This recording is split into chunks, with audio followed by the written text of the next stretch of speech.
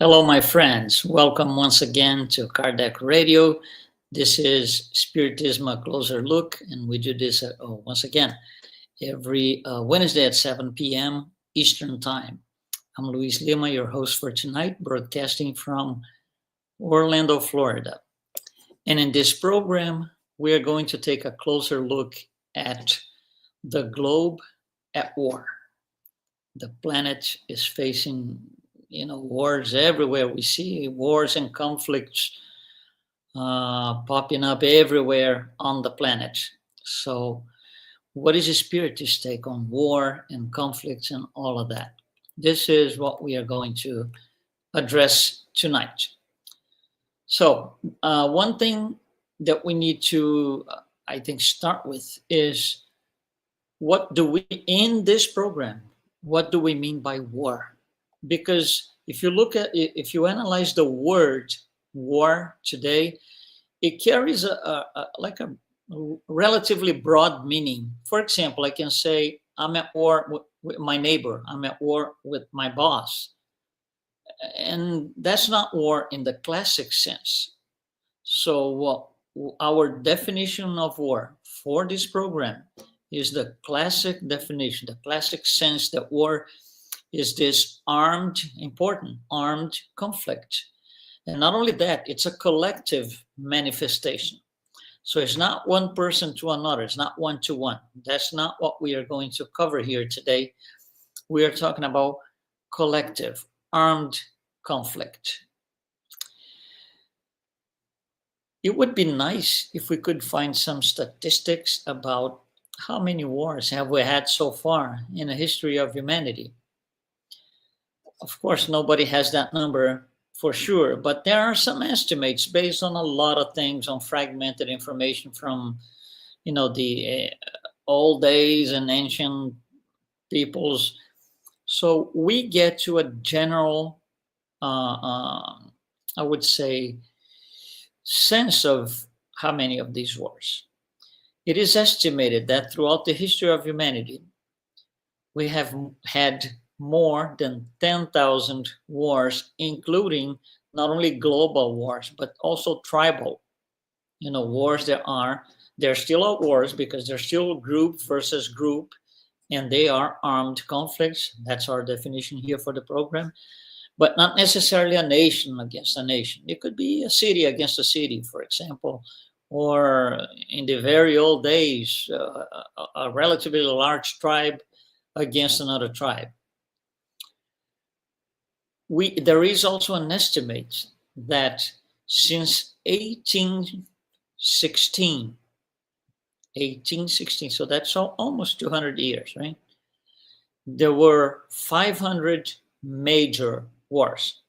A major war is a conflict that escalated to a point that involves a lot of people, a lot of weapons. So for the last 200 years, 500 major wars.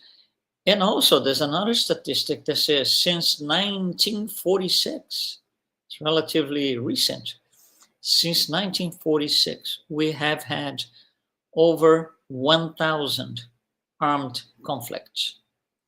So for 200 years, 500 major wars. Since 1946, 1,000 armed conflicts. So not only major wars, but other types of conflicts using weapons and that have the general idea of war.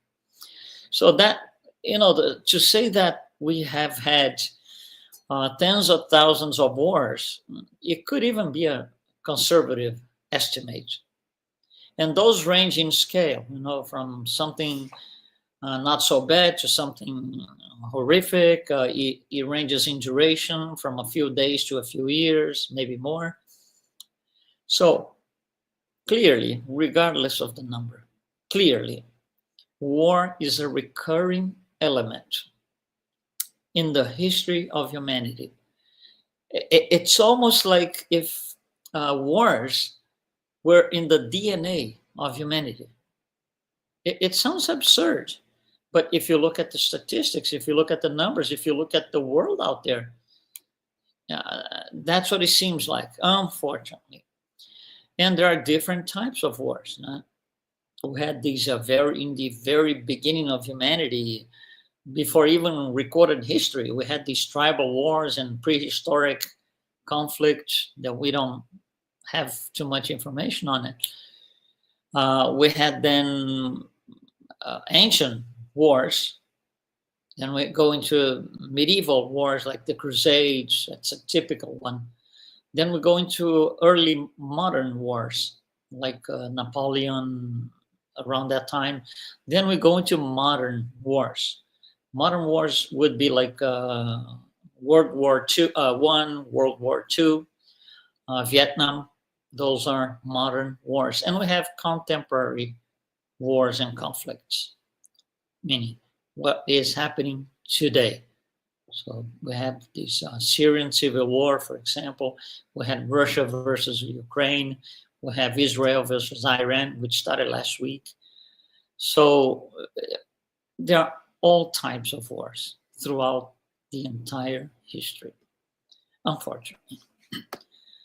What would be a motivation for war? What makes people, or at least leaders, be motivated for wars?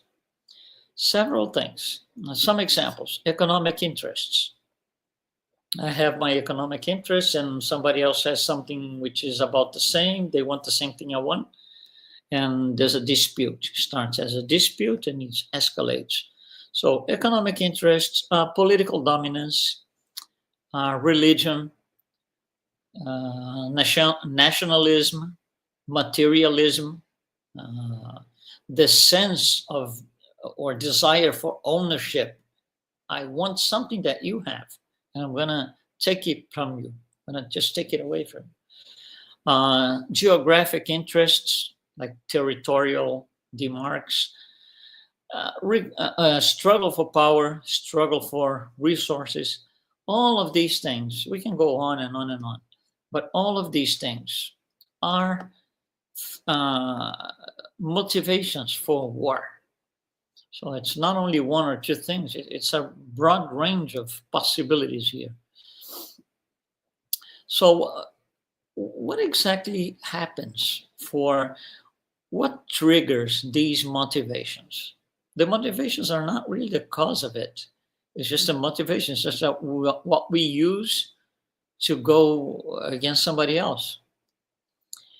But if you look at this, first and foremost, wars are a sign of spiritual immaturity. Spirits in lower moral states start war.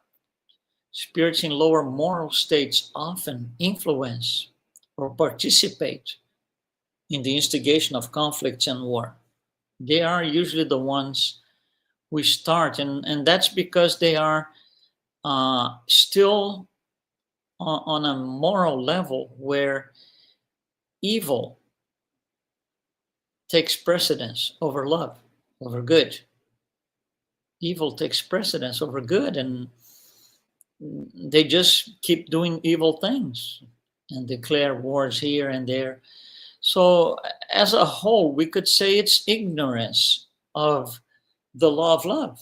They still don't know that law, and they keep, going against that law because of their ignorance about it, lack of knowledge. And why is that? Because they are low order spirits. They are in lower moral states. And that's what Spiritism teaches us. Spiritism comes as this philosophy which provides the tools for the balance of the soul, right? And it proposes a new paradigm, completely different from anything that we saw before its arrival in 1857. It's a new way of seeing things. It's a new way of analyzing things. And what is the new way exactly? This is something that people have some, those arriving at Spiritism, they have a hard time understanding what is new in Spiritism. What exactly is new? Well, let me say this. Imagine that you have a portal. Okay, that portal is death. That portal is death. So on one side, you are alive. on the other side, you're dead. That's that's what makes them different. So when you die, you actually cross the portal. You cross the portal. When we look at things, when we look at life from this side of the portal, we see one thing, we have one perspective. However, if we were able to quickly cross the portal, go to the other side, see things from that perspective, and come back, we would come back with a different idea. That is the new way of seeing things. It's seeing things as if you were already discarnated. Spiritism teaches then that peace starts in the heart and spreads to society. That's a very clear thing that Spiritism teaches. We can say that, for example, in one of the books of the Spiritist codification, the Gospel according to Spiritism, Spirit Lacordaire comes to say that we should suffer well. And then we go, hey, hold on, suffer well, suffer well. Why? How come?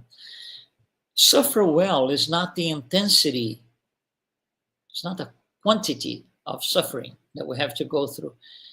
It's how, it's the quality of that. So if I suffer now because I have to suffer, I did something wrong in the past, there's going to be offsetting.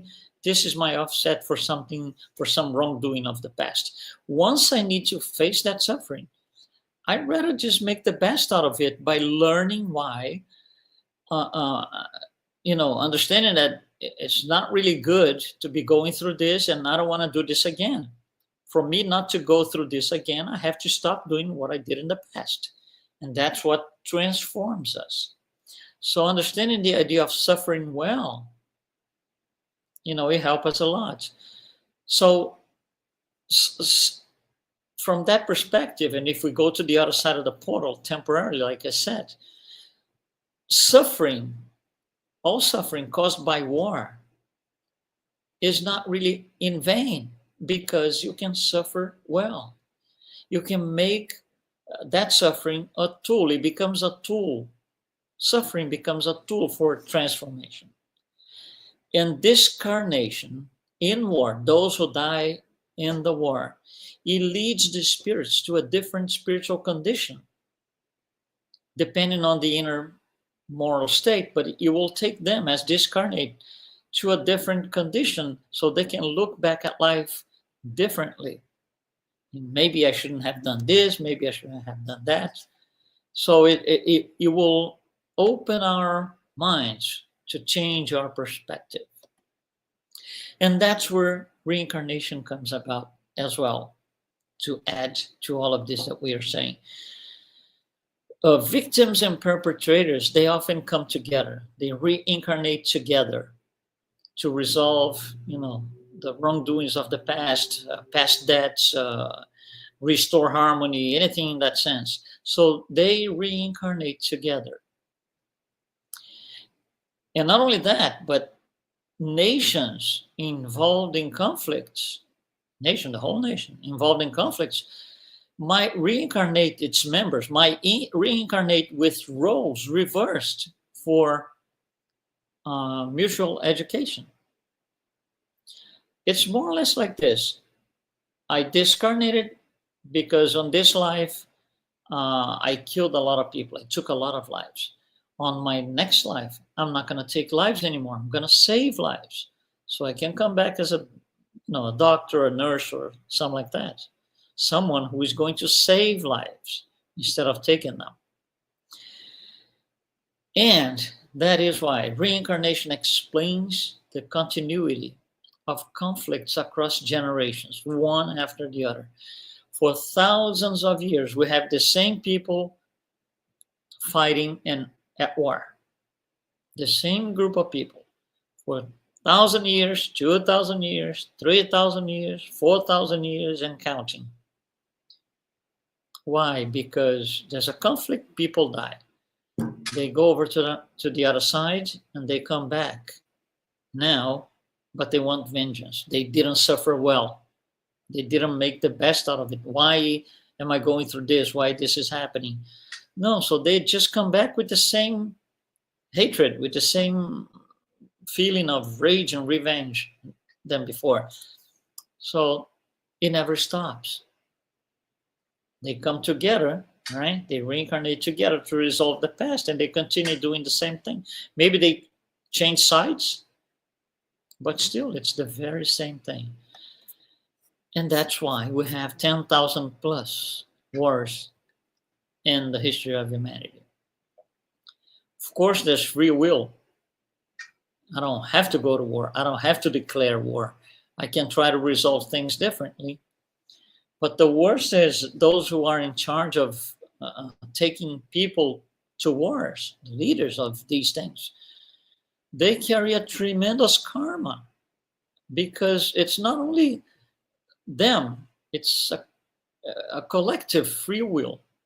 They convince people to follow them and do what they want to do. So we got to a point that if you go back to the source and origin of everything, which is one person, right? It's the collective manifestation comes from several individual manifestations. So we still go back to one person. It's you, it's me, it's our neighbor, it's somebody else, it's Joe, it's Mary. We go back to one person. And it's war is this language that we use for saying, I need help. I can't get past this, so I just destroy everything. I declare war. It's my way of saying I need help. It's a cry for help from the spiritual point of view. So those who declare war, the leaders, those who declare war, they are ultimately opening themselves up for the world, showing they are souls in need of help, basically. So when you look at a leader declaring war and screaming all over the place and all of that, all they're doing in spiritual terms, please, spiritually, all they're doing is, my soul needs help.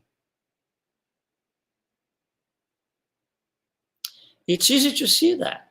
Just look at hatred and the anger that these people carry on and on and on. And it goes, like I said, for generations.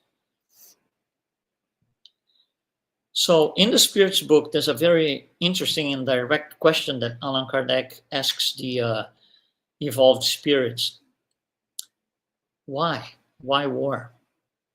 And the answer is very simple. It's the predominance of the animal nature that we have over the spiritual nature.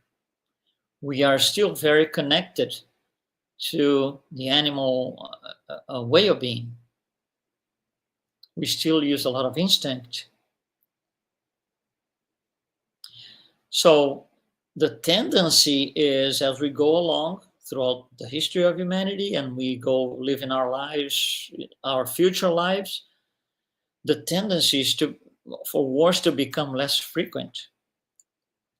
Why? Because there's going to be intellectual progress. We will all have some sort of progress, slower or more or less slower, depending on the person. But we will acquire the minimum amount of reason at one point that says, it doesn't make sense anymore, then we stop. For now, it still makes sense. So we keep doing it. So, this war, we are going to find out one day that war is the result of human selfishness. And war is also a result of, I would say, lack of understanding justice from the God's point of view. And there's a fantastic sample of this. If you watch that movie, The Shack, if you didn't, I urge you to. But if you watched the movie, The Shack, there's a scene, it's about 10 minutes, maybe 8 minutes or so, about how this guy, I'm not going to tell you the story, how this guy is mad at God because of what happens. I'm not going to tell you. So he is led to confront himself, be confronted with himself in terms of his own opinion. It's very interesting. It shows clearly that we don't have any understanding of how justice from the God's point of view work.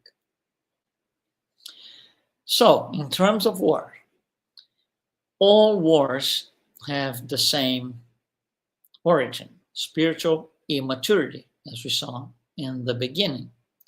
So, war, again, is a collective manifestation of individual moral imperfections. Every individual has moral imperfections, all of us do. And when you put this all together, depending on circumstances and situations and so, this becomes a war. Now, as we evolve, as the world evolves, the transition from a world of trials and expiations, that's what we are today. The next level of worlds is called a world of regeneration. The transition from one to the other includes the decline of war. Less wars. There's going to be a point where we're going to look back and say, oh man, we had all these things, all these wars. So for now, it's still difficult to see. For now, we still want revenge. We want to attack people. Also, another very interesting question in the Spirit's book is this. I'm going to just read through because I don't want to change the words. Instead of explaining in my own words, I'm just going to read through it. So there's no, oh, he said this, but it's not really this. I'm just going to read it to you. The question is, what is to be thought about those who stir up war for their own gain? And the answer is, so what do we think about those who instigate war for their own benefit? The answer is, they are truly guilty and will require many lives to expiate all the murders they have caused, for they will have to answer for every individual whose death they caused to satisfy their own ambition. That's a lot of offsetting. It's a lot of offsetting to be done. It's a lot of wrongdoing to be corrected. It's all action and reaction. Karma and reincarnation. That's all it is. Individuals and nations, they may reap what they sow. Action and reaction. It's a high price to pay in terms of spirituality, in terms of our souls evolving, being better people. It's a very high price to pay. The path of destruction that we leave for ourselves when we come back is not a very good idea, because we are going to die now, and in, let's say, 4 generations, maybe even 3, 5 generations, we're going to be back here. And we're going to have to deal with what I did. So if we destroy everything on my next life, I'll get here and say, well, everything is destroyed. No, guess who did it? We do that ourselves. And it's free will. I emphasize that. Free will. So there are some interesting spiritual consequences of wars. So it's, like I said in the beginning, it's a tool for learning, collectively and individually. It's an opportunity for learning, for growth, for moral awakening, even better, moral awakening. Wars and conflicts and those things, they are opportunities for expiation and spiritual progress. So we can one day that, well, I've seen wars before, and no, I don't want that. I want to be happy. Nobody's happy with a war. And by the way, happiness is a byproduct of making other people happy, right? Happiness is a byproduct of making other people happy. By the same token, unhappiness is a byproduct of making someone unhappy. So those who create and support wars will always be unhappy. They will always be undergoing an increasing number of problems and struggles of their own until they decide to align with the good instead of partnering with evil. Spirits undergoing trials and expiations, like we are. The earth is a planet that houses spirits undergoing trials and expiations. So spirits undergoing trials and expiations are always at war with themselves because we are targeting the wrong enemy. And that's why the war never ends, because if you need to eliminate your enemy, when you are able to eliminate the enemy, the war ends. The wars don't end because we are targeting the wrong enemy. The enemy is not the other nation, the other city, the other country. No, the enemy is hatred. The enemy is pride, envy. The enemy is selfishness, revenge, and on and on and on. Hatred itself is a weapon of mass destruction. Turn on the news. So a war, a conflict or a war arises actually from an inner war. It's a fight against the self. And that's why we say peace will never start when two men in suits, nice suits, sit down and sign a few pages somewhere in the world. We've done this 10,000 times, it didn't work. Peace starts when we cultivate peace within our souls to eliminate pride, vengeance, hatred, envy, and so on and so on. Peace will not come from a signature on a paper.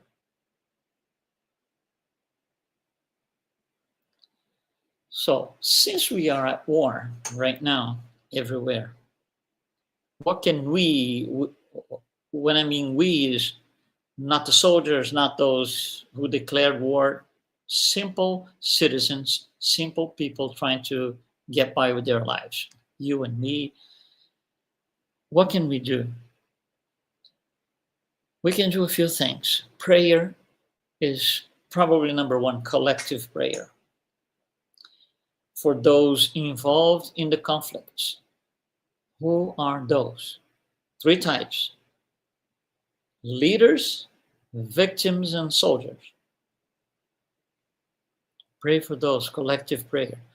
Another thing we can do is suffer well, meaning to avoid, again, educate ourselves and others in the law of love. That's what Spiritism is good at, if we really embrace it. We can support charitable work that alleviates those suffering due or caused by war. Those are simple things that we can do. It will help.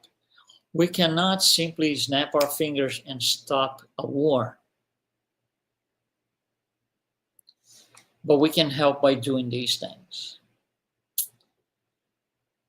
That was what I wanted to bring to you today on war. The world is at war, big time, maybe like never before. Wars are getting more complicated, more sophisticated. In the old days, 2,000 years ago, 3,000 years ago, the way to fight a war was in a field that you had to take, thousands of soldiers and have them face one another and go from there. So it's a tremendous logistics. You have to physically go to a certain geographical location to fight the enemy. And so that's not what it is today. We have buttons that we can press and make things happen. So it's a lot more difficult to control. And the control, again, is the real control is in our hearts. Thank you very much for being with us today, participating. And don't forget, we do Spiritism A Closer Look right here on Kardec Radio every Wednesday at 7 p.m. Eastern Time. So I'll see you next time. Thank you so much.